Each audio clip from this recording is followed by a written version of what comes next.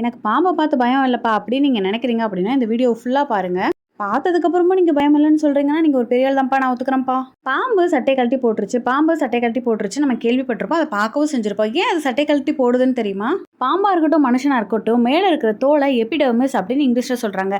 இந்த எபிடெர்மிஸ் வந்து பாம்பு வளர வளர வளராதான். அந்த மாதிரி வளராமல் இருக்க எபிடெர்மிஸ் என்ன பண்ணுமா, அதாவது மேல் தோல் என்ன ஆகும்னா உறிஞ்சே ஆகணுமா. அந்த மாதிரி உரியறதுக்கு முன்னாடி பாம்பு தனக்குள்ள இன்னொரு தோலை ரெடி பண்ணி வச்சிருக்குமா. அந்த தோல் பாம்போட சைஸுக்கு ஏத்தாப்புல இருக்குமா. அந்த தோலுக்கும் இந்த பழைய தோலுக்கும் நடுவில் ஒரு ஃப்ளூயிட் இருக்குமா. அந்த ஃப்ளூயிட் தான் பழைய தோலை உரிக்கிறதுக்கு ரொம்ப ஹெல்ப் பண்ணுது அப்படின்னு சொல்லி நான் சொல்லலப்பா, கூகுள் சொல்லுது. சரிப்பா, எப்படிப்பா உரிக்குது அப்படின்னு உங்களுக்கு ஒரு டவுட் வந்திருக்கும். ரஃப் சர்ஃபேஸில் அதோட உடம்ப தேய்க்குமா. அந்த மாதிரி தேய்க்கும் போது அதோட தோல் மூக்கு பக்கத்துலேயும் வாய் பக்கத்தில் லைட்டாக உரிக்குமா. அது தேய்க்க தேய்க்க அப்படியே தோல் மொத்தமாக உறிஞ்சிருமா. அதுக்கப்புறம் தான் பாம்பு சட்டை கழட்டி போடுது அப்படின்னு சொல்கிறாங்க அப்படின்னு சொல்லி நான் சொல்லலப்பா, கூகுள் சொல்லுது. அப்படியே நம்ம சேனலை சப்ஸ்கிரைப் பண்ணிக்கோங்கப்பா. தேங்க்யூ.